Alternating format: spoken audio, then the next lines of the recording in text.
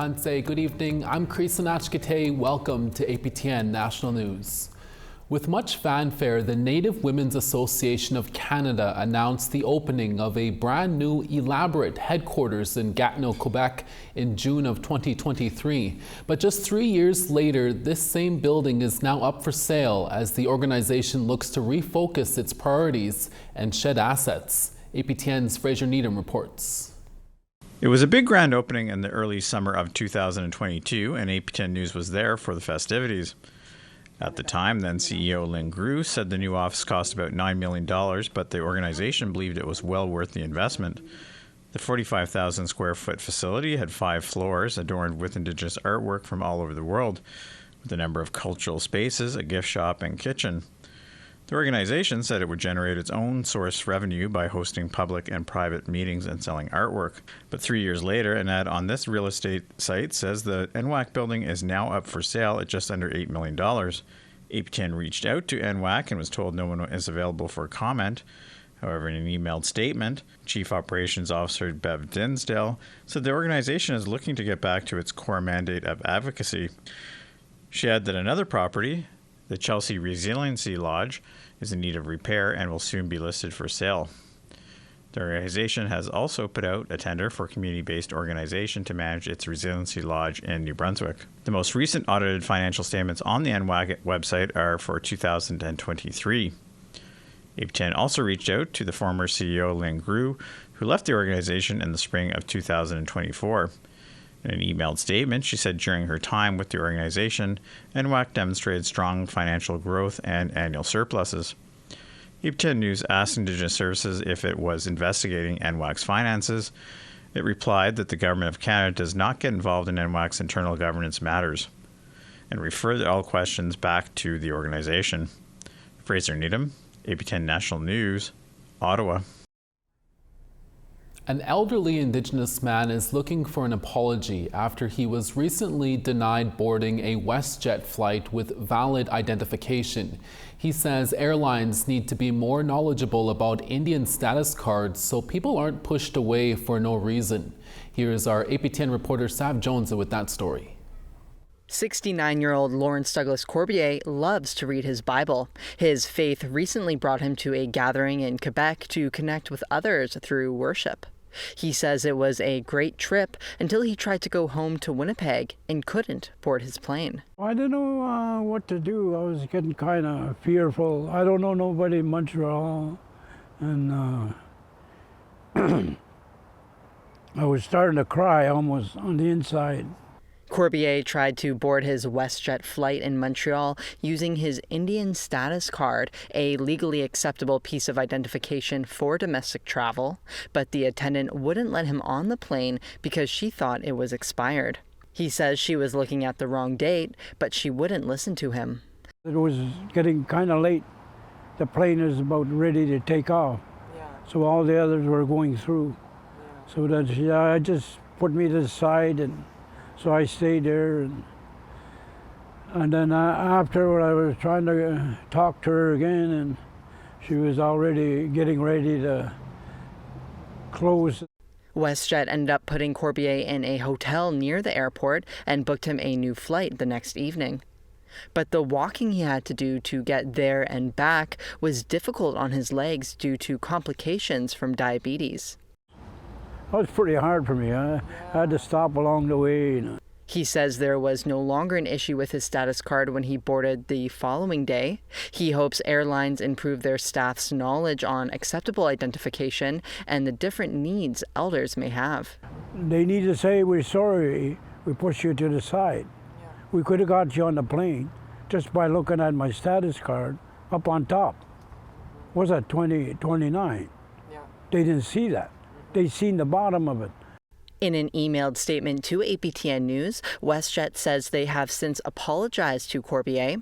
They say all of our airport and contact center staff receive training on what forms of ID are acceptable for air travel, which includes the Canadian Certificate of Indian Status.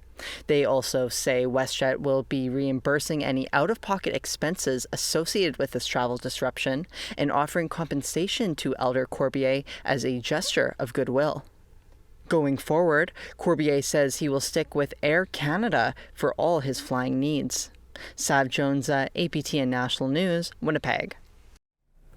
Saskatchewan Public Safety Agency Chair Tim McLeod spoke about a recent announcement from the province regarding support for communities impacted by wildfires. The province is investing an additional $20 million to help communities that were devastated by the wildfires with their cleanup efforts and restoring those communities to a place where they can begin to rebuild. The $20 million in support will be split among communities based on a provincial needs assessment. RCMP in New Brunswick have charged a man from the Kingsclear First Nation with 15 additional charges of attempted murder and discharging a firearm at police. The charges are related to an April 15th incident at a home on the reserve just 20 kilometers west of Fredericton. 34-year-old Michael Christopher Sabatis allegedly barricaded himself inside the home and then allegedly fired dozens of gunshots at police through the windows. Police did not return fire, but 7 RCMP vehicles were hit. An RCMP emergency response member was also struck in the head by a bullet, but was not injured thanks to a ballistic helmet. Tear gas was deployed and Sabatis and a 50-year-old woman were later forced out of the house and arrested. The woman was later released and not charged. Sabatis is now scheduled to appear in court on July 25th to face the new charges.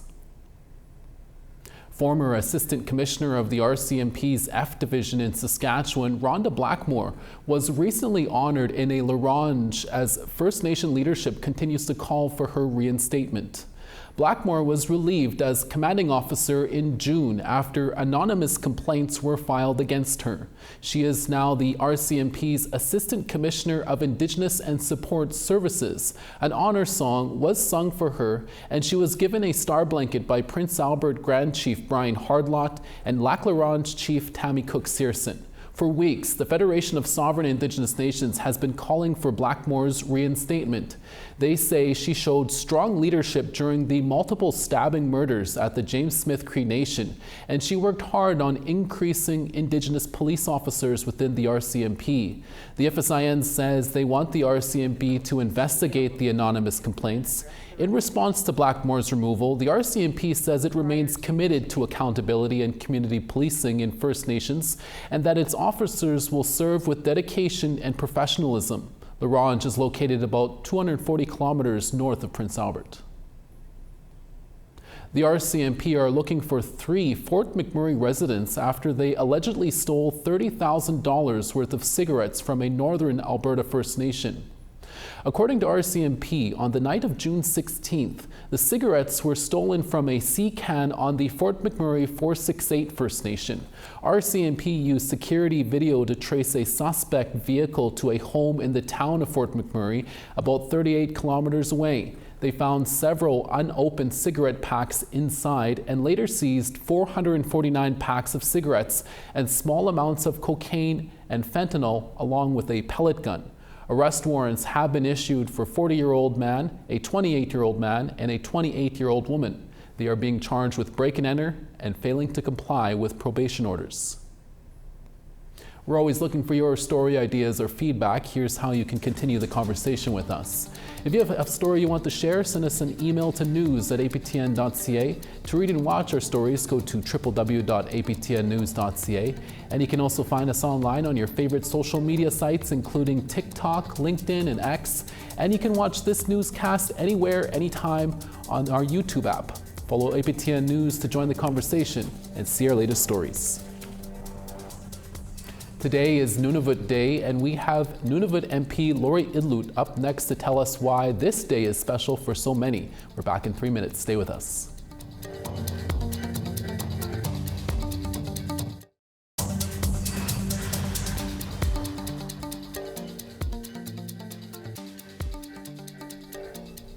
Welcome back. July 9th is a special day for people who call the territory of Nunavut home, as they are celebrating the signing of a landmark agreement.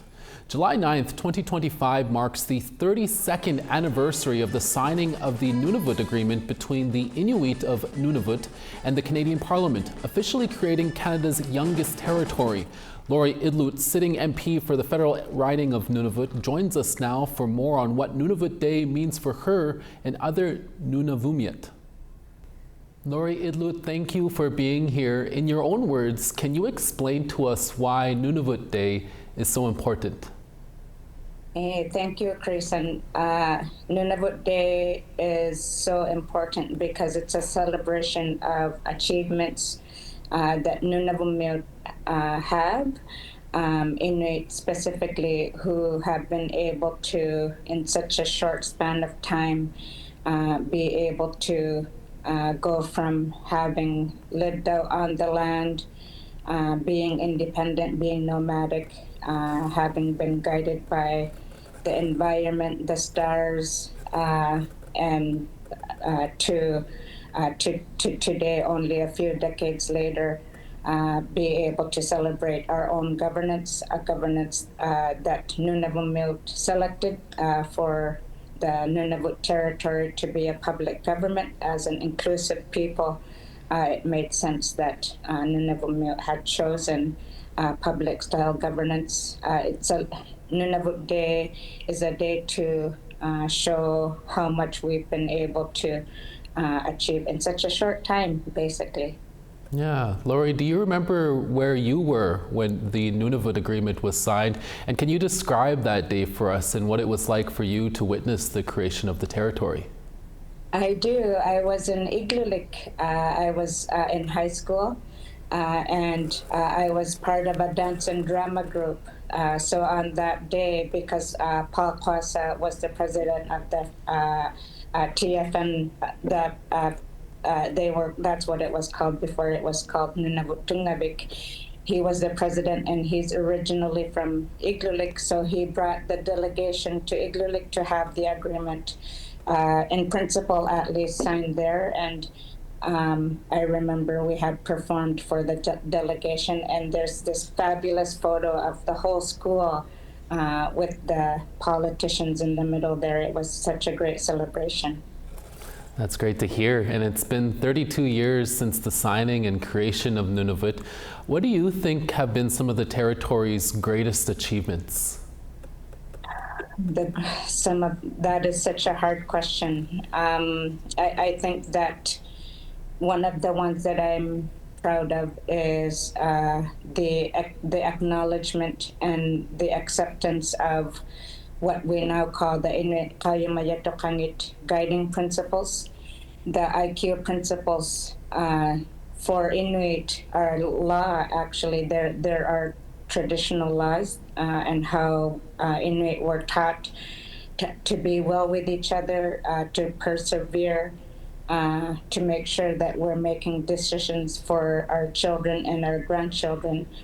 And these IQ principles are now used in government, supposedly, but they are an important frame to make sure that decisions that are being made for Nunavummiut are based on Inuit Kayumayatokangit laws. And can you give us a glimpse into how people in Nunavut might typically celebrate Nunavut Day? Yes, it's my first time to celebrate Nunavut Day, not in Nunavut, but I got to celebrate at the Baffin Larga. It's a boarding home for medical patients. What a beautiful event that was, as well at Isahoit here in Ottawa. And they were very similar to the celebrations that I've had throughout Nunavut communities. There was a lot of Inuit games, lots of food being shared, and opportunities just to spend time with all generations of people. It's just such a wonderful way to keep highlighting that we still have our strength. Lots of people speaking Inuktitut, lots of people playing Inuit games, performing cultural Inuit practices like throat singing. So it was just a wonder. These are all great ways to showcase how strong Inuit have remained. Finally, Lori, we have about 30 seconds left. What are some more ways people can learn about Nunavut and its people and history? there are so many different places that you can learn nowadays. Tungabik NTI has a great website. NTI is the Land Claim Rights Holding Group. The government of Nunavut has a great website.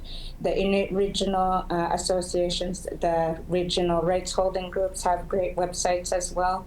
And also I've learned in the last campaign when I was seeking re-election, I've discovered that there's a lot of TikTok accounts where you can learn so much about our culture. What a wonderful surprise it was to see even Inuit elders having accounts showcasing aspects of our culture to the world. Tapway, yes, Lori Idlot, will have to leave it there. Thank you for your time. Saskatchewan Premier Scott Moe met with the mayors of Battleford and North Battleford today to discuss community needs. It didn't take long for community safety and bail reform to emerge as top priorities for the Premier. The leaders discussed keeping repeat violent offenders out of the community, ensuring drug dealers face jail time, and highlighted the need for more mental health and addiction treatment facilities. Premier Moe said keeping drug dealers off the streets helps prevent families from losing loved ones to addiction. Let's deal with the source. Which is making recovery accessible and having the capacity to ensure that everyone can access it when they choose to, but then also bringing in the enforcement tools that we need, the number of police officers, changing the Criminal Code of Canada so that they make that decision sooner. A new company in British Columbia just got a major boost forward in their dreams of green hydrogen solutions to create power. APTN's Tina House has that story.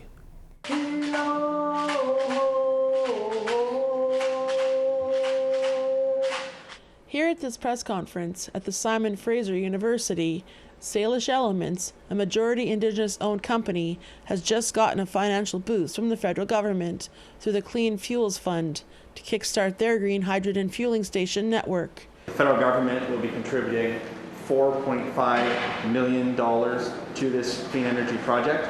Salish Elements released this promotional video. When I was a young man, I was told to go to the water, to let it guide me.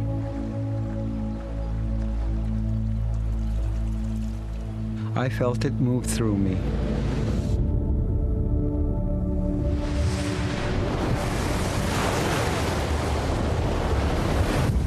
It lives in all of us. Water is medicine.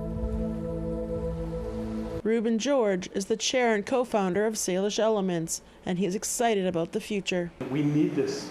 We need a shift to harness the power out of water and to take it, to separate it, hydrogen and oxygen, take the hydrogen and use it for power, then it turns back into the water. We're a green energy company. This rendering shows the 25 megawatt hydrogen production facility they will build on the land of the Hatlip First Nation near Lillooet, BC. It's always talked about in our territory that we have to look after our water. So the ecosystem management plan, this I believe fits right in with it, because you know what, we're creating opportunity through hydrogen, creating fuel. That fuel will then be distributed across BC, starting at the Port of Prince Rupert and extending through crucial areas including Prince George, Cache Creek, and Abbotsford. These fueling stations promote sustainable transportation and cuts emissions province-wide. Member of Parliament Terry Beach says this is a huge step forward for Canadians. This means that we're going to be able to continue to grow the hydrogen infrastructure, which means that heavy equipment that doesn't have the ability to transition to electric vehicles will have a clean alternative. And what makes this project really unique is it's been Indigenous-led from the start, it's majority Indigenous-owned, but it's also servicing our remote and rural communities, and it's a huge economic opportunity for rural communities and rural Indigenous people. Tina House, APTN National News, Vancouver. Gavin McKenna, the up-and-coming First Nation hockey star from Whitehorse, is on the move to bigger and better things. That story coming up after the break. Stay with us.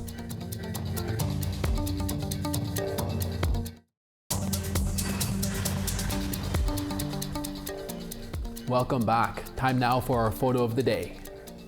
Dorothy Ratch tells us that this neighbor continues to stretch out and relax in the shade on her lawn. Thanks for sharing that endearing photo with us, Dorothy. For the chance to be our next photo of the day, send us your photos to share at aptn.ca. Now let's take a look at tomorrow's weather forecast. On the East Coast, rain in St. John's at 17, Charlottetown, showers there in 23. Showers in Cartwright at 17, the Grand River, 22 and rain. Quebec City, rain there, 25, St. Jovite, 25. Partly cloudy in London at 28, Sault Ste. Marie, 23 and showers. Wawa, 18, Sudbury, 25. 22 in Norway House and rain, God's Lake, 22. 27 in Brandon, Gimli, 28. Swift Current, 28 and sunny there, Yorkton, 26. Meadow Lake, 25 and sunny, Larange, partly cloudy and 24. 25 in Grand Prairie, Fort McMurray, 24. Calgary, 26, Medicine Hat, 31 and sunny. Sunny in Vancouver at 25, Kamloops, 34. 15 in Prince Rupert, Prince George, 25. 21 in Watson Lake, Old Crow, 16. 24 in Fort Simpson, Yellowknife, 22. 18 in Fort McPherson, Colville Lake, 18 as well. 16 in Chesterfield, Whale Cove, 17. And Aglulik, 7. Arctic Bay, 6.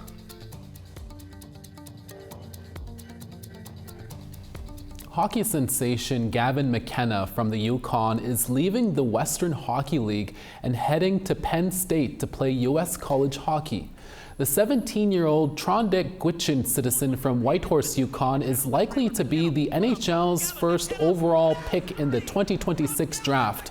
McKenna was a forward for the Medicine Hat Tigers for the past 3 seasons, where he scored 79 goals and 165 assists. He also represented Canada at last year's World Junior Hockey Tournament. Last year, the National Collegiate Athletic Association, or NCAA, lifted a ban preventing Canadian Hockey League players from playing for U.S. colleges. Here's what McKenna had to say about the move.